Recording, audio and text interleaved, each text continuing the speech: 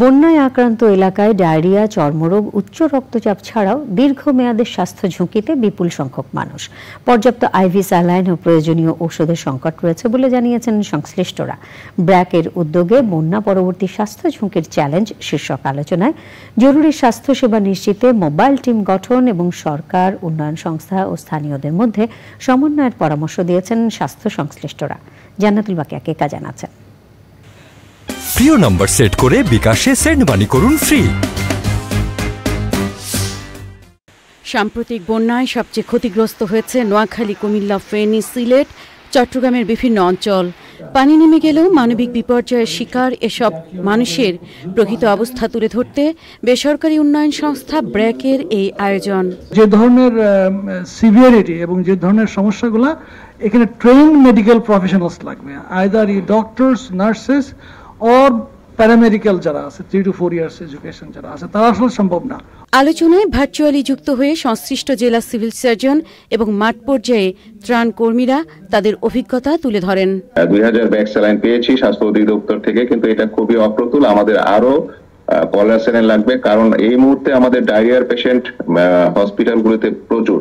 বর্তমানে যেটা বেশি প্রয়োজন স্যার, আমাদের আইভির প্রয়োজন। সংশ্লিষ্টরা বলছেন, উপদ্রুত অঞ্চলে বসতবাড়ি ছাড়াও হাসপাতাল ও শিক্ষা প্রতিষ্ঠান সহ পয়ঃনিষ্কাশন ব্যবস্থা ক্ষতিগ্রস্ত হয়েছে।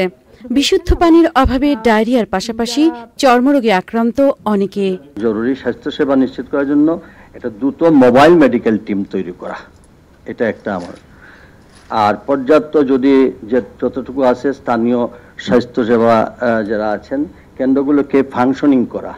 যারা হাইপারটেনসিভ ছিল তাদের এভারেজে প্রেশার ছিল 170/100। এটা যে কোনো সময় যে কোনো দুর্ঘটনা ঘটতে পারে। গ্রামের এলাকাগুলো বন্যার পানিতে সব সয়লাভ হয়ে গেছে, কাজে এখন এই যে রডেন্ট বাহিত, ইঁদুর বাহিত রোগ হতে পারে। অনেক ধরনের, অসংখ্য ধরনের ফাঙ্গাল ইনফেকশন হবে। পানিবন্দী থাকার সময় ওষুধ না পেয়ে ভুক্তভোগীরা এখন দীর্ঘমেয়াদী স্বাস্থ্য ঝুঁকিতে। ব্যাহত হয়েছে গর্ভবতী মায়েদের সেবা এবং শিশুদের রুটিন টিকাদান কার্যক্রম।